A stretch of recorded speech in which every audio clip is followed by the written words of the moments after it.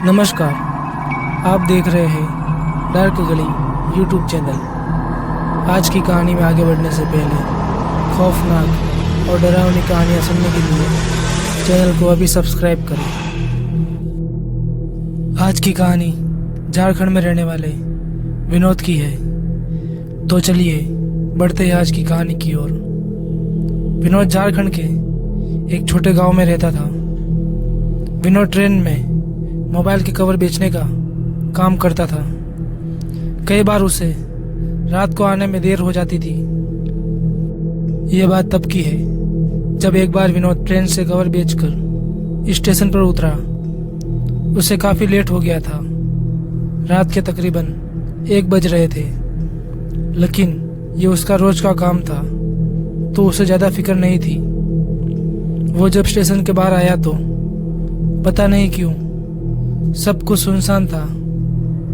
ऐसा पहले कभी नहीं हुआ था। उसे बाहर ऑटो या टैक्सी कुछ भी नहीं दिख रहा था। उसने पैदल ही घर जाने की सोची। वो सुनसान रास्ते पर अकेला अंधेरे में चल रहा था। तभी पता नहीं कैसे जोर जोर से घड़ी की टिक टिक करने की आवाज आने लगी। उसने इधर उधर देखा, लेकिन वहां पर उसे कुछ भी नहीं दिखा। फिर उसने कुछ कदम आगे बढ़ाए और उसके सामने नीचे एक काफी सुंदर घड़ी पड़ी हुई थी। वो घड़ी बहुत ही ज्यादा चमक रही थी। तो विनोद से रहा नहीं गया और उसने घड़ी को उठा दिया और जल्दी से अपने बैग में रख दिया और अपने घर की तरफ निकल पड़ा। घर पहुंचकर उसने खाना खाया और उस घड़ी को दीवार पर लगाकर सोने चला गया। विनोद ने देखा कि वो घड़ी थोड़ी थोड़ी देर में उल्टी घूमने लग जाती थी। विनोद ने सोचा कि शायद ये घड़ी खराब होगी। वो बेफिक्र होकर सो गया। जैसे ही विनोद की आंख लगी, उससे महसूस हुआ कि उसकी छाती पर कोई आकर बैठा है और उससे हिला भी नहीं जा रहा था। फिर कोई चारों तरफ से उसके हाथ पैर पकड़कर खींचने लगा। विनोद ने हिम्मत की और एक झटके में आंख खोली और बैठ गया। उसने आजू बाजू देखा तो वहां पर कोई भी नहीं था। उसे लगा कि यह सब उसका सपना होगा, लेकिन उसे कमरे में अजीब सी घुटन हो रही थी। जैसे तैसे रात गुजरी। विनोद ने सुबह उठकर देखा तो उसके पूरे शरीर पर नाखूनों के निशान थे, जिनमें से खून टपक रहा था।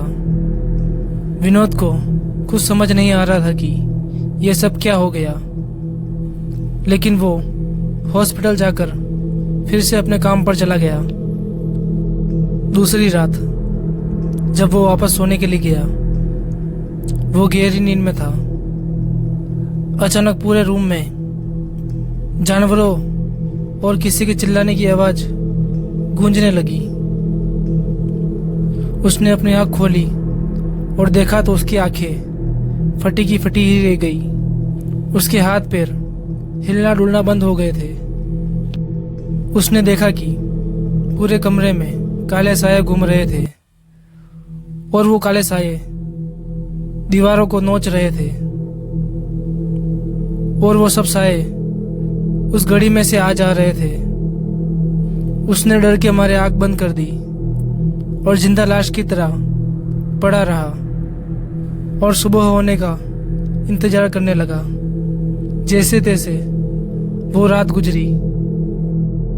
सुबह होते ही विनोद ने देखा कि उसके पूरे शरीर पर और भी ज्यादा जख्म थे और वो कल से ज्यादा बड़े और गहरे थे।